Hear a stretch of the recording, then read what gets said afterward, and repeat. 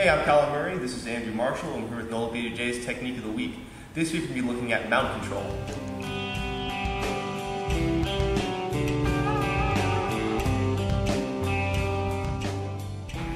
So here we are in mount.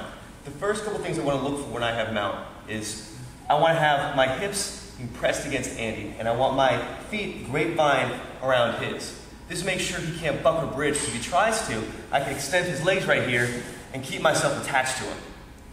The whole time I'm looking up.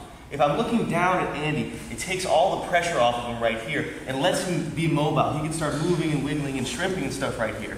Whereas if I'm looking up in the sky, my hips are pressured so tight into him. If he tries to move or anything, it's much more uncomfortable for him.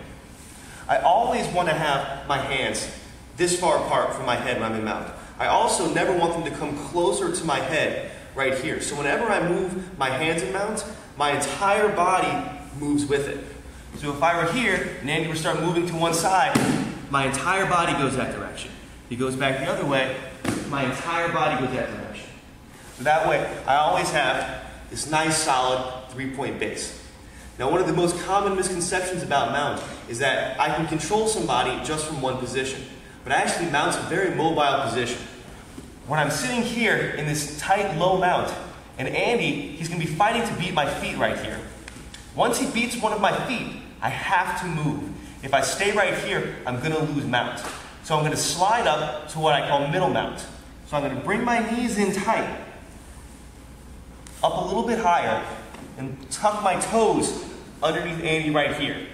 This is our good solid middle mount. To control Andy in this position, I need to have my knees pinched really, really tight. The tighter I can get my knees, the better. It's going to make like a little vice around his body, so wherever he goes, I'm going to stay with him. I also want to make sure my toes are hidden, because if he's able to get onto the inside of my toes right here, he's going to be able to escape mount. He's going to be able to pull me out, get quarter guard, a number of different things. So I have to make sure these toes remain tucked underneath Andy right here.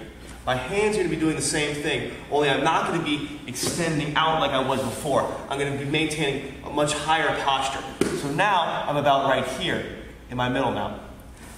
For Andy to escape this position, he's going to start pressuring on my hips, or he's going to start turning sideways to try and shrimp. Either way, he has to put these hands on my hips or on my knees. So once I see him putting his hands on me right here, I'm going to go and change positions again. Because again, if I stay right here, he can buck me up and recover his guard. So as soon as Andy's hands extend, I'm going to take my shoulder and I'm going to drop it right into Andy's chest.